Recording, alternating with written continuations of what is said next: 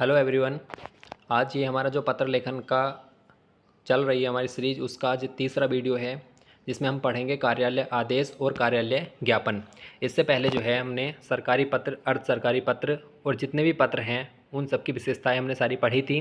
तो आज ये तीसरी वीडियो है। वीडियो सिर्फ 10 मिनट की होती है और इससे पहले हमने 10-10 मिनट की वीडियो बना रखी हैं। तो आप पत्र लेखन को जो है अगर अच्छा करना चाहते हैं अपना, क्योंकि किसी भी मेंस में अगर आप लिखना चाहते हो तो पत्र लेखन जो है हर मेंस जो है एक इम्पोर्टेंट टॉपिक होता है। तो इसलिए ये जो है टॉपिक आप अच्छे से कर लें तो आपके लिए आने वाले एग्ज़ाम में जो है बहुत हेल्पफुल होगा।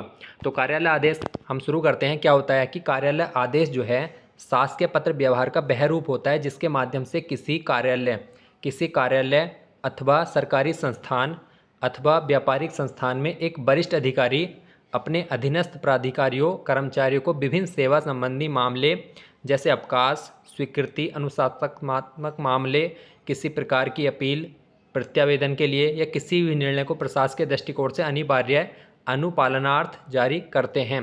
तो इसमें क्या समझना है कि एक हमारा जो है किसी कार्यालय में एक वरिष्ठ अधिकारी हुआ, वो अपने सभी कर्मचारियों, अधीनस्थ कर्मचारी जो हैं उनको ये लेटर जारी करता है। और इसमें आपको एक इम्पोर्टेंट चीज़ याद रखनी है कि ये अनिवार्य अनुपालनार्थ होता है, मतलब इसका पालन करना बहुत ज़रूरी है, मतलब दंडात्मक भी हो सकता है। अगर आप इसका पालन नहीं करेंगे तो ये दंडात्मक भी होता है। तो इसकी विशेषताएं क्या है कि यह सदैव उच्च अधिकारी के कार्यालय से निर्गत होता है, सदैव उच्च से होगा, तथा अपने उद्गम बिंदु से नीचे की ओर अर्थात अधीनस्थ कर्मचारी अधिकारियों के लिए प्रेषित किया जाता है। तो मतलब जो एक कार्यालय में वरिष्ठ मतलब मेन अधिकारी होगा वो अपने अधीनस्थ अधिकारियों या कर्मचारियों के लिए जारी करता है। आदेश का संचालन एक आयामी होता है, इसी तरीके से होता है, वापसी में नहीं होता, क्योंकि इसमें प्रत्युत्तर के बजाय अनुपालनार्थ जारी किया जाता है। मतलब इसमें जो है वरिष्ठ अधिकारी जो जारी करता है वो किसी उत्तर के लिए जारी नहीं करता, बल्कि उस आदेश का पालन कराने के लिए इसको जारी किया जाता है। इसकी भाषा शैली जो है वो आदेशात्मक होती है, अन्य पुरुष शैली की होती है, जिसमें संबोधन समापन सूचक शब्द का अभाव रहता है। जैसे महोदय, उहोदय इस प्रकार के शब्द नहीं होते, क्योंकि एक जो है सीनियर अधिकारी जो है अपने नीचे जो अधीनस्थ अधिकारी कर्मचारी होते हैं उनके लिए लिख रहा है, तो उसमें महोदय शब्द इस प्रकार के शब्दों का यूज नहीं किया जाता। इसका पालन प्रभावी कार्यालय में अथवा संबंधित कर्मचारियों हेतु अनिवार्य होता है, अन्यथा के अभाव में दंडात्मक कार्रवाई की जाती है। तो मतलब इसका पालन करना एक जरूरी होता है, जबकि कार्यालय ज्ञापन और इसमें क्या अंतर है कि उसका पालन अगर ना भी करें वो सूचनार्थ हेतु होता है, जबकि इसका पालन जो है करना जरूरी होता है। तो ये कार्यालय आदेश की विशेषताएं हैं। इसका प्रारूप देखेंगे हम। सबसे पहले क्या होता है कि विभाग का नाम आता है, फिर अनुभाग आता है, फिर उसका पत्र संख्या आता है, फिर दिनांक, स्थान, फिर आता है कार्यालय आदेश संख्या। तो ये इस प्रकार से लिखा जाता है। उसके नीचे कार्यालय आदेश लिखा जाएगा इस तरीके से। फिर उसके नीचे हम क्या लिखेंगे कि 2 लाइनें मैंने इसमें लिखी हुई हैं, आप मैटर के हिसाब से जो है इसको शुरू कर सकते हैं। जिस प्रकार से भी मैटर बनता है उस प्रकार से जो है पहली लाइन से इसको शुरू किया जाता है। तो 2 लाइनें मैंने इसमें लिखी हैं जिससे भी इनको आप शुरू कर सकते हैं। एतत् द्वारा सूचित किया जाता है या श्री कोई नाम लेके को आदेशित किया जाता है। मतलब जैसे मान लो किसी ज़्यादा लोगों के लिए कर रहे हो तो ये लाइन यूज कर सकते हैं हम, एतत् द्वारा सूचित किया जाता है।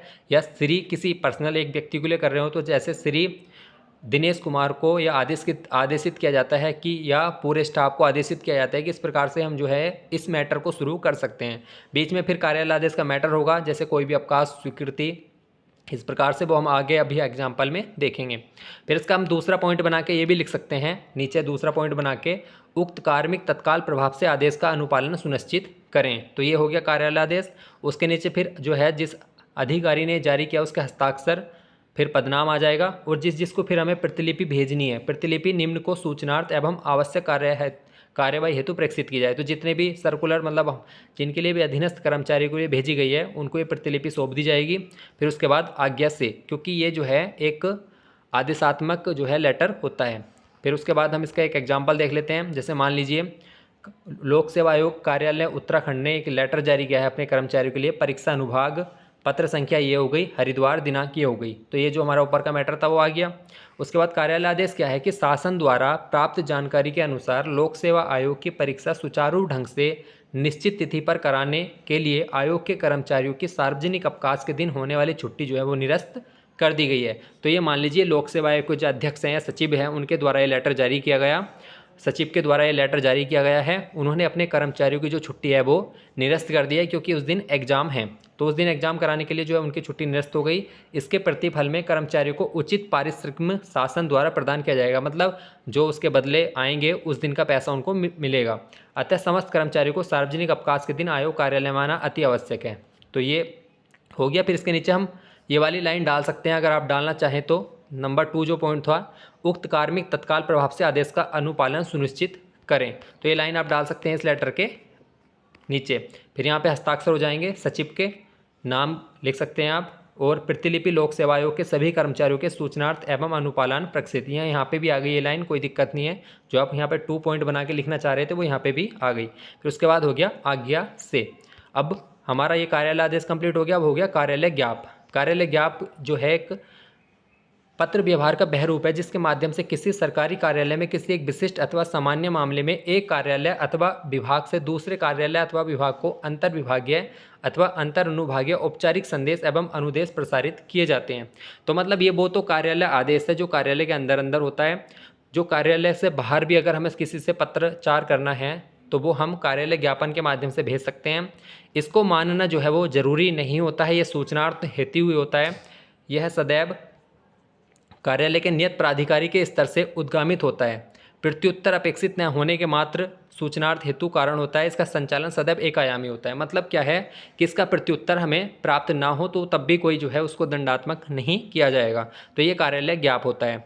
अगला है, इसकी विषय वस्तु शासकीय कार्य व्यवहार से होती है, जिससे व्यक्ति कार्यालय विशेष को अवगत कराए जाने की अपेक्षा होती है। मतलब जो है इस प्रकार भेजा जाता है, जिस व्यक्ति को ये भेजा जा रहा है तो उससे उसको जो है सिर्फ हम सूचना के लिए अवगत करा रहे हैं, ना कि उससे कोई उत्तर मांग रहे हैं। प्रत्युत्तर हमारा कोई मांगने का उद्देश्य नहीं है। तो इसके अंतर्गत जैसे सूचना का अधिकार है, कोई हमसे आरटीआई के माध्यम से कोई सूचना मांगता है तो उसको हम जो है वो सूचना उपलब्ध करा रहे हैं, तो ये कार्यालय ज्ञापन के अंतर्गत आएगा। हम उसको खाली सूचना उपलब्ध करा रहे हैं, उससे कोई हमें प्रत्युत्तर नहीं चाहिए। तो जो है आरटीआई 2005 जो है कि प्रत्यावेदकों अथवा अन्य विशिष्ट व्यक्तियों को वांछित सूचना का प्रेषण पत्र इसी आलेख में होता है। अभिवादन या समाप्ति सूचक शब्द नहीं होते हैं इसमें भी। इसकी प्रकृति दंडात्मक नहीं होती। अब कार्यालय आदेश एवं कार्यालय ज्ञापन में अंतर क्या क्या है वो भी देख लेते हैं। ये कार्यालय विशेष तक प्रभावी होता है, मतलब ये कार्यालय के अंदर जो अधीनस्थ कर्मचारी होते हैं उनके लिए जारी किया जाता है। ये कार्यालय के बाहर अन्य कार्यालयों, व्यक्तियों या पदाधिकारियों के लिए जारी किया जाता है। दूसरा क्या है, ये सदैव अधीनस्थ अधिकारी और कर्मचारी को ही जारी किया जाएगा। मतलब इसको जो है एक वरिष्ठ अधिकारी जो है अपने अधीनस्थ कर्मचारियों के लिए जारी करता है, जबकि इसमें कोई व्यक्ति विशेष के दृष्टिकोण से जारी किया जाता है। इसका पालन करना अनिवार्य है। इसका पालन प्रेषित की इच्छा पर निर्भर करता है कि वो करना चाहता है या नहीं करना चाहता है। इसकी प्रकृति दंडात्मक होती है, इस पर कार्यवाही नहीं हो सकती, ये दंडात्मक नहीं होती है। ये बाद योग्य है, इस पर आप जो है एक्शन लिया जा सकता है, लेकिन इस पर एक्शन नहीं लिया जाता। तो ये कार्यालय ज्ञाप और कार्यालय आदेश में अंतर था। तो अब देख लेते हैं हम इसका प्रारूप क्या है कार्यालय ज्ञाप का। सिंपल है, ऊपर वही चीज़ लिखनी है हमें जो कार्यालय आदेश में लिखी थी हमने। विभाग हो गया, अनुभाग हो गया, संख्या, दिनांक, स्थान। कार्यालय ज्ञाप को हम इस प्रकार से शुरू कर सकते हैं, जैसे अधो हस्ताक्षरी द्वारा आपके पूर्व पत्र व्यवहार दिनांक के संबंध में सूच्य है कि। दूसरा लिख सकते हैं, अधो हस्ताक्षरी को यह कहने का निर्देश हुआ है। तो इसका मतलब ये है कि आपके द्वारा कोई लेटर आया था, जैसे आरटीआई के द्वारा किसी ने सूचना मांगी, तो उसको हम ये उपलब्ध करा रहे हैं कि अधो हस्ताक्षरी द्वारा आपके पूर्व पत्र व्यवहार के संबंध में यह सूच्य है, यह सूचना दी जा रही है, या अधो हस्ताक्षरी को यह कहने का निर्देश हुआ है। तो इसको हम इस प्रकार से शुरू करेंगे। दूसरा पॉइंट भी बना के लिख सकते हैं हम, कुछ 1 और 2 करके पॉइंट हम लिख सकते हैं। फिर उसके बाद नीचे हस्ताक्षर आ गया, और इसके बाद यहाँ पे लिखे गए जिसे हम भेज रहे हैं श्री सेवा में। श्री का प्रयोग कर सकते हैं या सेवा में कर सकते हैं। इसको मैंने इसलिए लिखा है क्योंकि मैंने कुछ जो लेटर देखे हैं उसमें कुछ में श्री लिखा गया है, जबकि कुछ में सेवा लिखा गया है। उसका पदनाम या पता, ठीक है। अगर पदनाम नहीं है तो सिर्फ पता डाल दीजिए, जैसे किसी ने आरटीआई मांगी तो सिर्फ पता डाल दीजिए उसका। फिर उसके बाद प्रतिलिपि निम्न को अवलोकनार्थ एवं आवश्यक कार्रवाई हेतु प्रेषित की जाए। तो ये तो उसको भेज ही रहे हैं। फिर नीचे जो है हस्ताक्षर जिसके द्वारा आरटीआई का रिप्लाई किया जा रहा है उसके हस्ताक्षर हो जाएंगे। तो ये हो गया। अब एक एग्जाम्पल देख लेते हैं। उत्तराखंड लोक सेवा आयोग का ये है। कार्मिक अनुभाग, संख्या लेटर की आ गई, आरटीआई का है ये लेटर, दिनांक हो गई और स्थान हो गया। कार्यालय ज्ञाप क्या है कि अधो हस्ताक्षरी को सूचना का अधिकार अधिनियम 2005 के अंतर्गत श्री कैक है गए के प्रार्थना पत्र दिनांक 20/7 के संबंध में सूच्य है। मतलब किसी ने कोई लेटर भेजा था जो आयोग को मिला है 20 तारीख को, 20 जुलाई को ये लेटर मिला है कि वांछित सूचना का संबंध तृतीय पक्ष से होने के कारण सूचना का अधिकार 2005 की धारा 8 वन के अंतर्गत सूचना दे नहीं है। मतलब जो है ये पक्ष जो है तृतीय पक्ष से होने के कारण ये लेटर मतलब लोक सेवा आयोग से संबंधित नहीं है, तो तृतीय पक्ष से संबंधित होने के कारण जो है इसकी सूचना हमारे पास दे नहीं है। दूसरा है कि विभाग के अपीलीय अधिकारी श्री छः जो संयुक्त सचिव हैं, तो इसके नीचे ये भी डिटेल डाल दी। उसके बाद हस्ताक्षर हो जाएंगे जन सूचना अधिकारी के, जिसने ये रिप्लाई देना है। उसके बाद में उसे भेज दिया जाएगा जिसका आरटीआई के लिए पूछा गया था, सेवा में श्री कै करके पुत्र, ये वाला पूरा एड्रेस डाल दिया जाएगा। प्रतिलिपि निम्न को सूचनार्थ एवं आवश्यक कार्रवाई हेतु प्रेषित की गई है। डाक अनुभाग अभिलेखागार, मतलब डाक अनुभाग को भेज दी है क्योंकि डाक के माध्यम से उसको जाना है लेटर, यह अभिलेखागार ये वहाँ पे जो है रख दी जाएगी। तो ये दोनों यहाँ पे प्रतिलिपि भेज दी गई हैं। फिर नीचे आ गया हस्ताक्षर कै गए जन सूचना अधिकारी। तो ये हमारा जो है कार्यालय आदेश कार्यालय ज्ञापन था।